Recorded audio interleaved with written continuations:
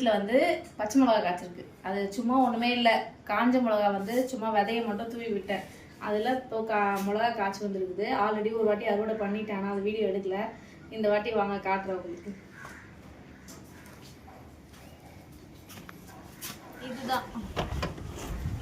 இதுதான் வந்து எங்கள் வீட்டில் இருக்க மிளகா செடி. பார்த்தீங்கன்னா தெரியும், சூப்பராக அப்படியே தளர்ந்து வளர்ந்துருக்கு. சூப்பராக இருக்குல்ல.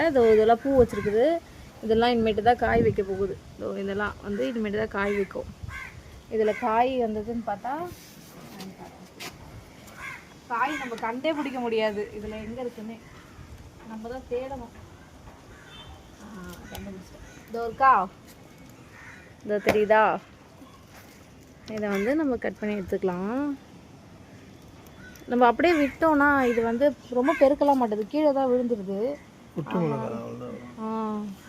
இங்கே பாருங்க, இங்கே தெரியுதா? 2 மிளகா காய்ச்சிருக்கு. இது ஒன்று காய்ச்சிருக்கு.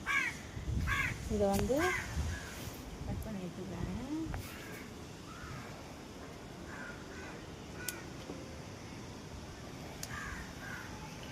இதை பாருங்க, நிறைய பேர் யூஸ் பண்ணிட்டாங்க. நாங்கள் தான் இன்னும் யூஸ் பண்ணாமல் இருக்கோம். ஆமாம், தலைக்கு யூஸ் பண்ணலாம். இது கத்தாழை வந்து உடம்புக்கு ரொம்ப நல்லது, ஜூஸ் குடிக்கலாம் அப்படின்னு சொன்னாங்க. ஆனால் அதெல்லாம் குடிக்க மாட்டேன். சும்மா இது எதுக்காக, திருஷ்டி படாமல் இருக்கிறதுக்காக சம்டைம்ஸ் நிறைய வீட்டில் வச்சுருக்காங்க. அதனால் நானும் வச்சுருக்கேன். இது பார்த்திங்கன்னா சூப்பராக வளருது. ஃபஸ்ட்டு இதில் நிறைய வளரவே இல்லை காம்பே. இப்போ பார்த்திங்கன்னா சூப்பராக வளர ஆரம்பிச்சிச்சு. இதுதான் வந்து கற்பூரவள்ளி. என் பாப்பாவுக்கு வந்து சளி பிடிச்சிருக்கு அப்படின்னா அந்த டைமில் 2 வேளை சாப்பிட்டா போதும். அதனால் சளி அவ்வளோ வராது.